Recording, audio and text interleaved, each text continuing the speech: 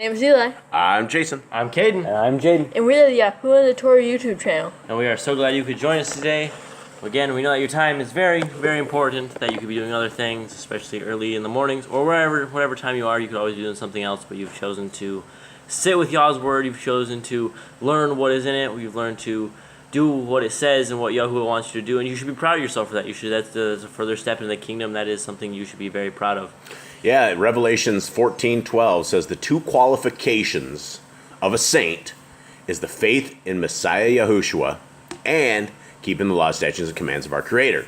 So it's very important. It is a second day, and it feels like it should be like a third day or fourth day for some reason. Yeah, it does. For those of you who have stopped drinking caffeine, and I am super, super proud of you. I'm sure Yah is pretty super proud of you. I am on day, 7, 8, 9. I am on day 9 of this. And yesterday, I had some headache tinges, and the worst day of all was day 2. And since then, it's just been like little tremors on and off stuff. And, I was obviously a glutton at 9 cups of coffee a day.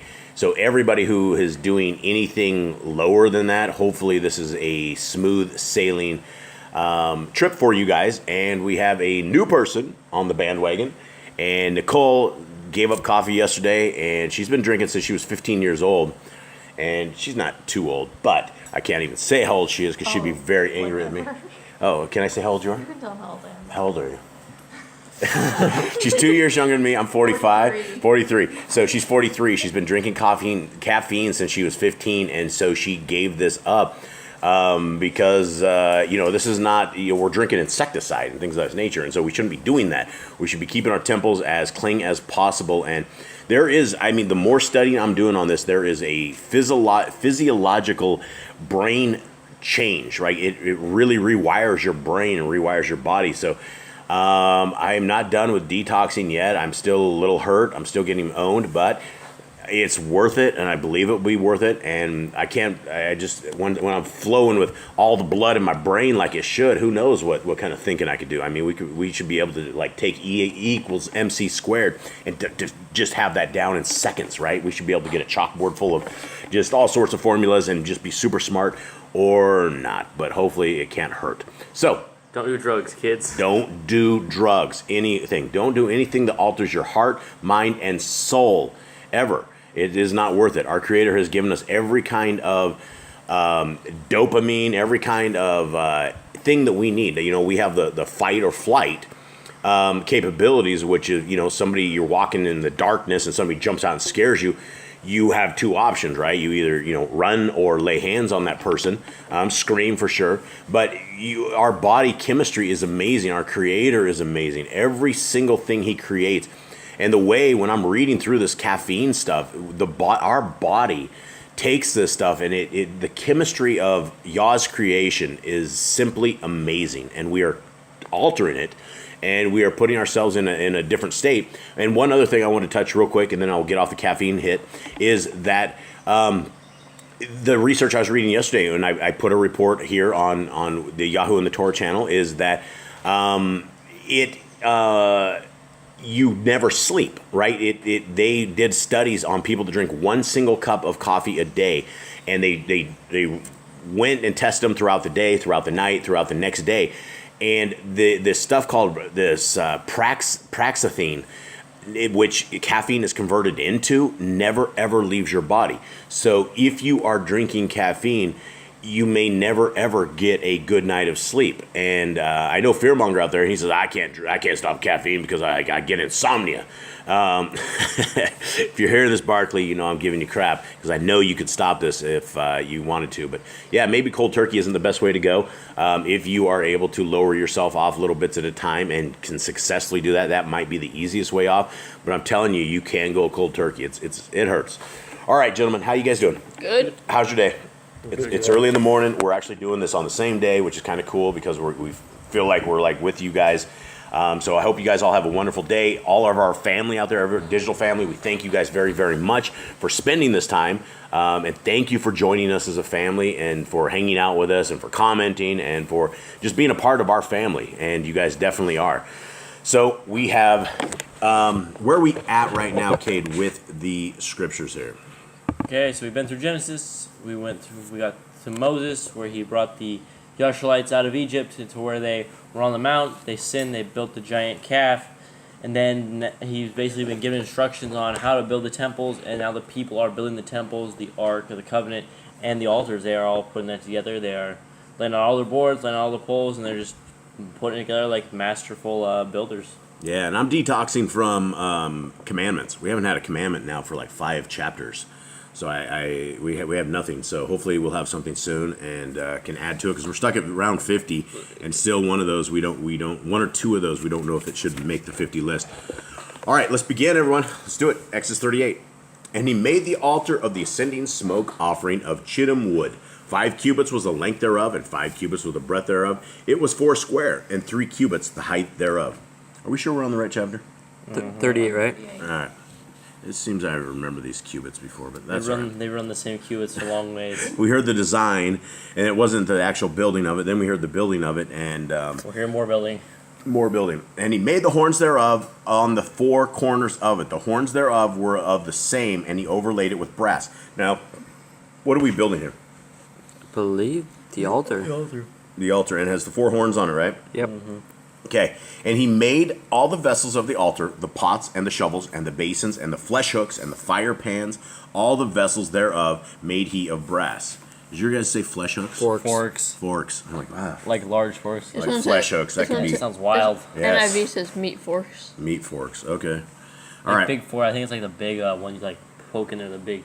I don't think it's an eating fork. Yeah, it is for like separating the meat, I think. Yeah, this is for dealing with the cows without using your hands. Okay, and he made for the altar a brazen grate of network under the compass thereof beneath unto the midst of it. Okay, did you say network? It does say Yeah, bronze network, yeah. Okay, so a network it is. And he cast 4 rings for the 4 ends of the grate of brass to be places for the staves. And he made the staves of shittim wood and overlaid them with brass. And he put the staves into the rings on the sides of the altar to bear it withal. He made the altar hollow with boards. Okay, so it's a hollow box, It's a box with a mesh on top or some sort of grill on top. but it's also with boards, and it's also going to be having enormous heat, Right, which but- is why you'd have to overlay it in gold probably. And he made the laver of brass, and the foot of it of brass, and the looking glasses of the women assembling, which assembled at the door of the tabernacle of the assembly. Now that sounds funky. Why does that sound funny? Okay, it's bronze. What does that say in the? And he made the basin of bronze and the stand of bronze and the bronze mirrors of the serving women who did service at the tent of appointment. Okay, so the women Made the mirrors. mirrors. Okay, interesting. They were able to make mirrors back then. Very high end folks. And he made the court on the south side southward. The hangings of the court were of fine twined linen, 100 cubits. Their pillars were 20, and their brazen sockets 20, and the hooks of the pillars and their fillets were of silver. All right, so what do we got? Pillars, we got brazen sockets. Did you say brazens? Bronze. Bronze. Okay, bronze. Okay. And for the north side, the hangings were 100 cubits. Their pillars were 20, and their sockets of brass 20, the hooks of the pillars and their fillets of silver. And for the west side were hangings of 50 cubits, their pillars 10, their sockets 10, the hooks of the pillars and the fillets of silver. Does anyone have any idea what they're saying there? But mine says hooks and sockets. What do we bands. describe The here? fillets are some kind of bands of silver, some kind of silver bands. So we are still on the burning sacrifice thing, right? Altar? The altar, the burning altar. Right? This is where they're going to be doing sacrifices. Right. Right? Have I Yeah. lost it? Has my lack of coffee stopped me from anything? No. And for the east side, eastward 50 cubits. The hangings of the one side of the gate were 15 cubits, their pillars 3, and their sockets 3. And for the other side of the court gate, on this hand and that hand were hangings of 15 cubits, their pillars 3, and their sockets 3. What if you didn't know which way his hands were facing? How would you know? He goes, this hand and that hand. I don't know. There's That's not a real good description. obviously Yah has given Moshe some of the design guides here. All the hangings of the court round about were of fine twined linen, and the sockets for the pillars were of brass. The hooks of the pillars and their fillets of silver, and the overlaying of their chapiters of silver. What did you guys say? Chapiters? Overlaying of the columns. Columns of silver. Okay, and the pillars of the court were filleted with silver. I think that's filleted is that word. Filleted. And just overlaid. And the hanging for the gate of the court was needlework, of blue and purple and scarlet and fine twined linen, and 20 cubits was the length, and the height in the breadth was 5 cubits, answerable to the hangings of the court. And their pillars were 4, and their sockets of brass 4, their hooks of silver, and their overlaying of their chapiters, and their fillets of silver. Okay, stick with us, guys. This is kind of dry reading, especially where we don't describe it real well. It's your teachers that are letting you down. Actually, we're not teachers. We're just parroters. We parrot this stuff. And all the pins of the tabernacle and of the court round about were of brass. This is the sum of the tabernacle, even of the tabernacle of testimony, as it was counted according to the commandment of Moshe for the service of the Levium by the hand of Ithamar, son of Aaron, the priest. And Betzalel, the son of Uri, the son of Kori, of the tribe of Yehuda, made all that Yahuwah commanded Moshe. And with him was Eholiav, son of Akiakamak, of the tribe of Dan, an engraver and a cunning workman, and an embroiderer in blue and in purple and in scarlet and fine linen. All the gold that was occupied for the work and all the work for the holy place, even the gold of the offering was 29 talents and 730 shekels, after the shekel of the sanctuary. All right, so all the gold that was occupied for the work. Okay, so where are we just measuring up gold now? I think so. Yeah, this is about the materials used, I think. All right. Okay, and the silver of them that were numbered of the assembly was 100 talents, and 1,703 score and 15 shekels after the shekel of the sanctuary. There's a whole pile of whatever. So this is a ton of silver. 703 score. Okay, a baraka for every man, that is, half a shekel after the shekel of the sanctuary, for everyone that went to be numbered, from 20 years old and upward, for 600,000 and 3,550 men. Okay.